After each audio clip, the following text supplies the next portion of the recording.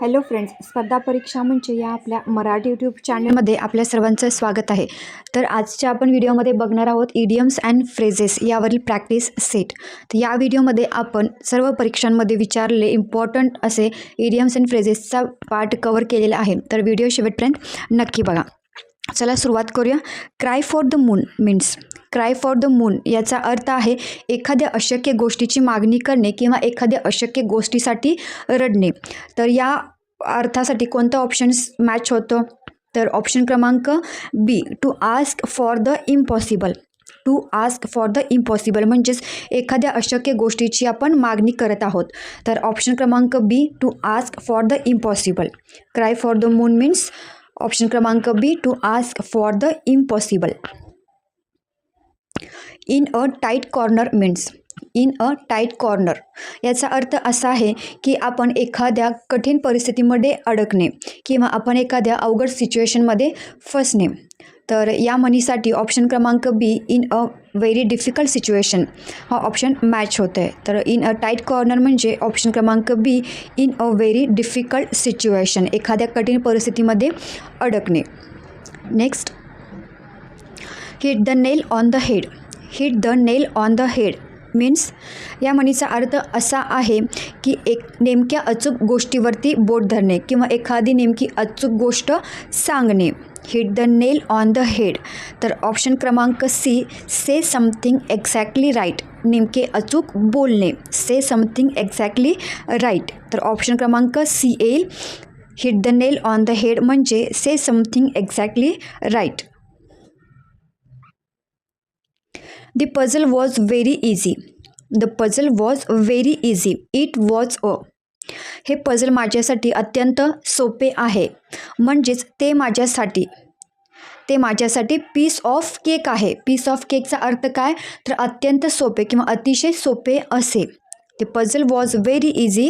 It was a piece of cake. आपल्या चॅनलवरती idioms and phrases या टॉपिकवरती पार्ट 1 आणि पार्ट 2 यामध्ये आपण पूर्ण वाक्यप्रचार आणि म्हणी त्यांचा अर्थ उदाहरणासहित कव्हर केलेला आहे. तर एकदा आपण व्हिजिट करून घेऊ शकता. आपल्याला संपूर्ण डिटेलमध्ये त्याची माहिती मिळून जाईल. तर त्याच्यामुळे तुम्हाला हे प्रॅक्टिस सेट सॉल्वायला मदत होईल. तर या प्रश्नाचं उत्तर होतं ऑप्शन क्रमांक B, piece of cake. Next, she did not come to school because she was. ती शाळेला आली नाही कारण ती शाळेला आली नाही कारण ती under the weather. Because she was under the weather याचा अर्थ असा आहे अंडर द वेदर म्हणजेच आजारी असणे किंवा बरे न वाटणे. आजारी असणे किंवा बरे न वाटणे. तर ऑप्शन क्रमांक B, under the weather. She did not come to school because she was under the weather. ती शाळेला आली नाही कारण ती आजारी होती किंवा तिला बरं वाटत नव्हतं. ही विजिट्स द टेम्पल. तो मंदिराला भेट देतो. तर या वाक्यासाठी कोणता ऑप्शन मॅच होतो हे आपण बघूयात. ही विजिट्स द टेम्पल, तो मंदिराला भेट देतो. तर ऑप्शन क्रमांक B, once in a blue moon. Once in a blue moon याचा अर्थ असा आहे क्वचितच कधीतरी. क्वचितच किंवा कधीतरी तो मंदिराला कधीतरीच भेट देतो. Once in a blue moon. Option क्रमांक B, once in a blue moon. She is unable to decide between two dresses means या वाक्याचा अर्थ असा आहे की दोन ड्रेसेसमध्ये कोणता ड्रेस घ्यायचा हा निर्णय ती घेऊ शकत नव्हती. याचा अर्थ काय? म्हणजे तिच्याकडे दोन निर्णय होते, हा किंवा हा. एकतर हा निर्णय किंवा दुसरा निर्णय. तर या वाक्याशी कोणता ऑप्शन मॅच होतो तर आपण बघूयात. इन अ टाईट कॉर्नर याचा अर्थ असा आहे की एखाद्या अवघड परिस्थितीमध्ये आपण अडकणे. आत्ताच आपण जस्ट बघितले आहे. ऑप्शन क्रमांक बी आहे सिटिंग ऑन द फेन्स. याचा अर्थ असा आहे की दोन निर्णयांमध्ये अडकणे, निर्णय घेता न येणे. तर ऑप्शन क्रमांक बी या वाक्याशी एकदम करेक्ट मॅच होतं. तर ऑप्शन क्रमांक B, sitting on the fence म्हणजेच दोन निर्णयांमध्ये अडकून राहणे. She is unable to decide between two dresses means she is sitting on the fence. Option क्रमांक B. By hook or by crook means by hook or by crook याचा अर्थ असा आहे काहीही करून एखादी गोष्ट साध्य करणे. या वाक्यप्रचाराचा अर्थ आहे की काहीही करून एखादी गोष्ट साध्य करणे. तर ऑप्शन क्रमांक B, by any means. By any means म्हणजे काहीही करून, कशाही प्रकारे ती गोष्ट साध्य करणे. By hook or by crook means by any means. Option क्रमांक B. Next, a blessing in disguise means. A blessing in disguise याचा अर्थ असा आहे की वाईटातून चांगले. म्हणजे एखादी गोष्ट आपल्याला सुरुवातीला वाईट वाटते पण नंतर ती आपल्यासाठी फायद्याची ठरणे. तर याच्यासाठी ऑप्शन क्रमांक बी मॅच होतो. Something good that seemed bad at first म्हणजे एखादी गोष्ट आपल्याला सुरुवातीला वाईट वाटते किंवा बरी चांगली नाही वाटत पण नंतर त्याच गोष्ट किंवा तीच गोष्ट आपल्याला नंतर फायद्याची ठरते. वाईटातून चांगले. A blessing in disguise means something good that seemed bad. Option क्रमांक B. She was very happy means ती खूप आनंदी आहे. याचा अर्थ अंडर द वेदर याचा अर्थ आहे आजारी वाटणे किंवा बरे न वाटणे. On cloud nine. On cloud nine याचा अर्थ असा आहे की अत्यंत आनंदी असणे, खूप आनंदी किंवा उत्साही असणे. तर ऑप्शन क्रमांक B on cloud nine. She was very happy means she is on cloud nine. Option क्रमांक बी ऑन क्लाउड नाईन.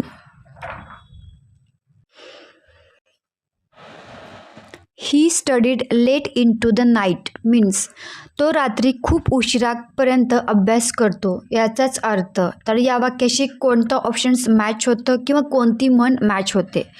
तर बघूयात. Burn the midnight oil. Burn the midnight oil याचा अर्थ असा आहे की खूप रात्रीपर्यंत काम करणे किंवा खूप रात्रीपर्यंत अभ्यास करणे. तर ऑप्शन क्रमांक A to burn the midnight oil.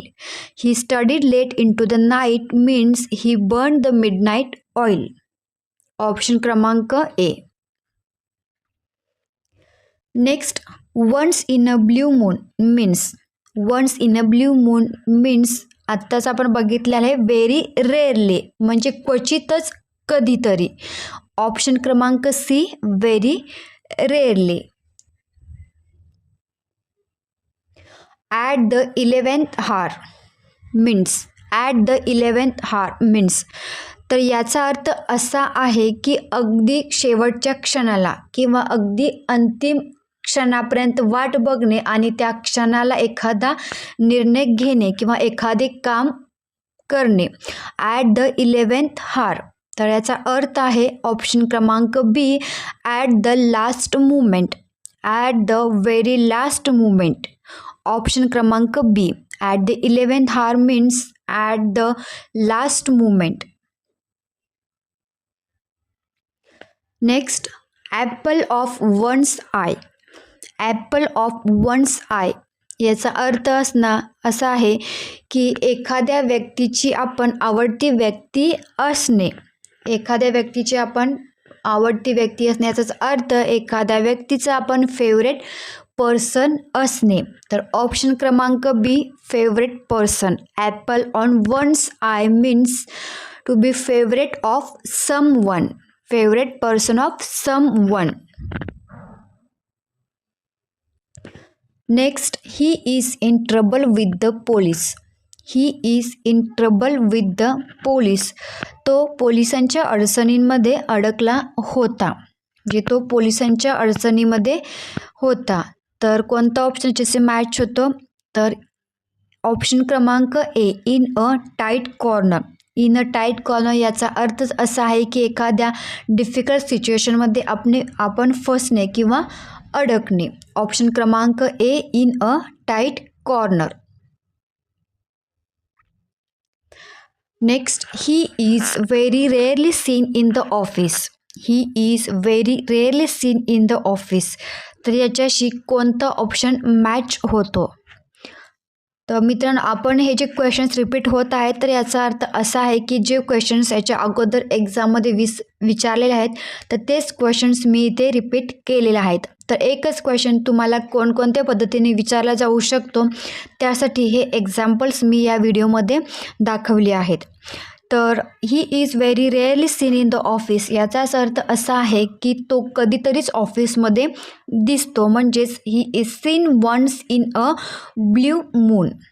Option क्रमांक B, once in a blue moon. Next question आपण बघूयात. Spill the beans means, spill the beans याचाच अर्थ असा आहे की एखादं सिक्रेट किंवा एखादं गुपित उघड करणे. एखादं सिक्रेट किंवा एखादं गुपित उघड करणे, to reveal a secret. Spill the beans याचाच अर्थ आहे to reveal a secret.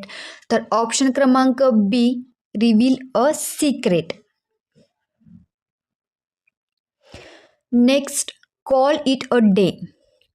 Call it a day means, तर याचाच अर्थ असा आहे की त्या दिवसाचे काम संपवणे.